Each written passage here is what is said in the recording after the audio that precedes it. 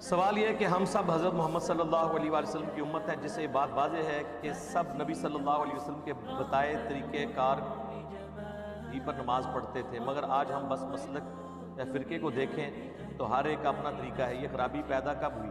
جب آپ نے کتابوں کو چھوڑ کے بابوں کو ماننا شروع کیا اور آپ نے بابوں کو پوچھنا چھوڑ دیا کہ دسو کتے لکھے آ جائے۔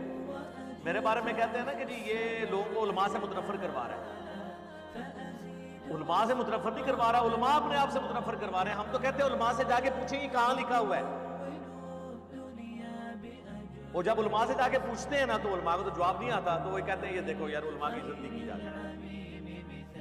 شکر کریں آپ سے پوچھا جا رہا ہے، ابھی تک تو آپ سے کوئی پوچھتے ہی نہیں تھا۔ آپ جمعے کے خطبے میں جو مرضی بیان کر دیں، ایون جس خطبے میں آپ یہ بیان کرتے تھے نا کہ حضرت عمر سے بھرے مجمع میں حضرت سلمان فارسی نے پوچھا یہ آپ نے کرتا کیسے سلوایا ہے، اس خطبے کے بعد بھی کسی کی جرت نہیں ہوتی تھی کہ آپ سے پوچھے کہ حضرت آپ تو 4 سال پہلے سائیکل پہ آئے تھے، آج ہونڈا سیوک آپ کے نیچے کہاں سے آتی ہے؟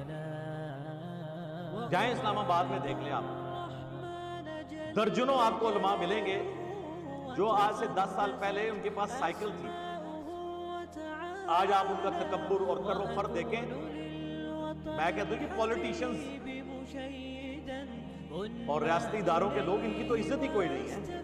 ان کی تو عزت اس وقت تک ہے جب تک یہ ان ہے، اور مولوی مرتے دم تک، بلکہ میت کے اوپر بھی ڈر لگ رہا ہوتا ہے کہ ابھی بھی کوئی ایسے گھور کے ہی نہ دیکھ لے اندر سے۔